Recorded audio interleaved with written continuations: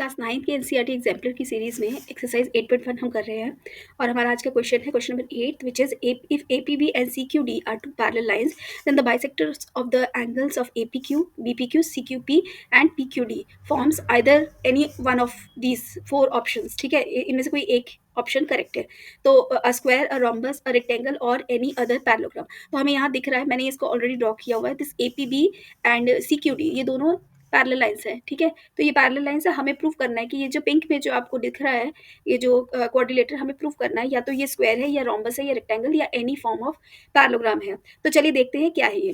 तो सबसे पहले तो हमें ये पता है कि ये स्क्वायर, रोम्बस और रेक्टेंगल है, यानी सबसे पहले तो हमें प्रूव करना है कि ये पैरेललोग्राम है या नहीं। Any form of any other parallelogram बोला, यानी पैरेललोग्राम तो है, लेकिन ये क्योंकि ये तीनों ही आपके स्क्वायर, रोम्बस एंड रेक्टेंगल आपके पैरेललोग्राम होते हैं, तो सबसे पहले हम इसको प्रूव करते हैं कि क्या ये पैरेललोग्राम है या नहीं। तो सबसे पहले देखो, मैं यहाँ से शुरू करती हूँ कि ये दो लाइन्स हैं, ये दो लाइन्स अगर पैरेलल है और ये एक ट्रांसवर्सल है, this is APB and this is CQD। ठीक है, ये दो लाइंस है। तो अब हम यहाँ से कह सकते हैं ये वाला एंगल APQ एंड ये वाला एंगल PQD, ये दोनों इक्वल होंगे क्योंकि ऑल्टरनेट इंटीरियर एंगल्स। तो हम लिख सकते हैं angle APQ is equal to angle PQD।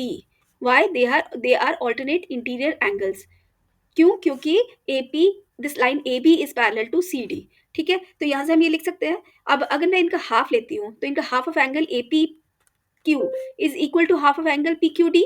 ठीक है, तो अब मैं इसका हाफ अगर लेती हूँ तो क्या मैं ये वाला एंगल ले सकती हूँ? तो मैं कंसिडर करती हूँ ये वाला एंगल, एंगल 2। तो मैं लिखती हूँ एंगल 2 इज इक्वल टू, ये वाला एंगल के इक्वल हो जाएगा angle 7। Half of angle APQ है ना, and half of angle PQD। तो मैं इसको ले लेती हूँ एंगल 7 और एंगल 2 इक्वल है। ठीक है, अच्छा, अब ये तो हो गया एक condition, this is angle 2 is equals to angle 7 हो गया। अब हम देखते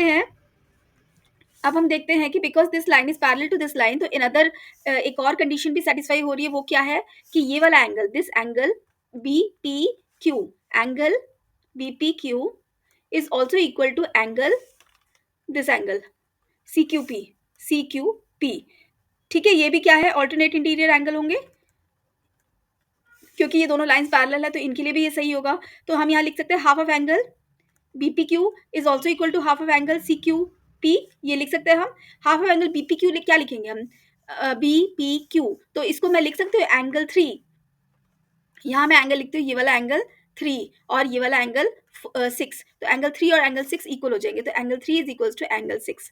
ठीक है, तो अब आप देखो, अगर मैं इनको ज्वाइन कर देती हूँ, इनको ऐड कर देती हूँ, एंगल 1 और इक्वेशन 1 और इक्वेशन 2 को ऐड कर देती हूँ, adding 1 and 2, we will get 2 plus 3 equals to angle 7 plus 6.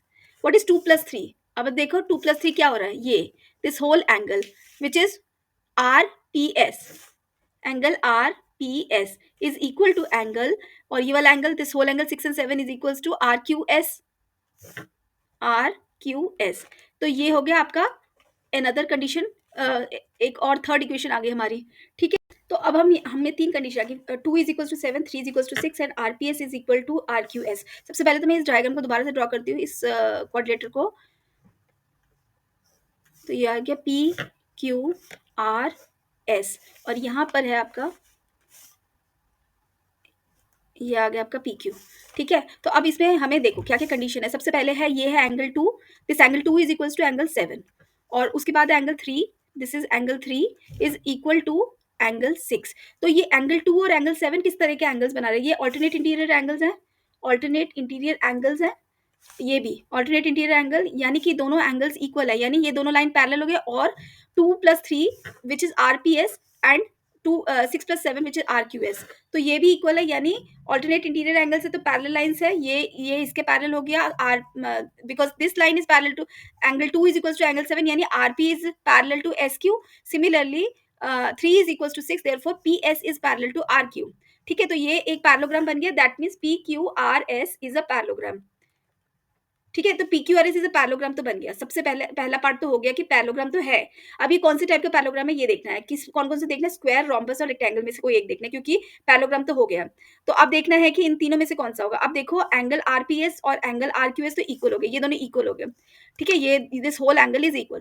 अच्छा, अभी आप देखो इस एंगल को देखो, एंगल 1 2 3 4 को देखते हैं। तो एंगल 1 + 2, आप इसको देखो, यहाँ पर 1 + 2 और ये 3 + 4 है। आप लोगे A B is a straight line, तो अगर ए बी स्ट्रेट लाइन है तो angle A P Q plus angle B P Q क्या बनाएगा, 180 डिग्री बनाएगा, क्योंकि ये लीनियर पेयर है।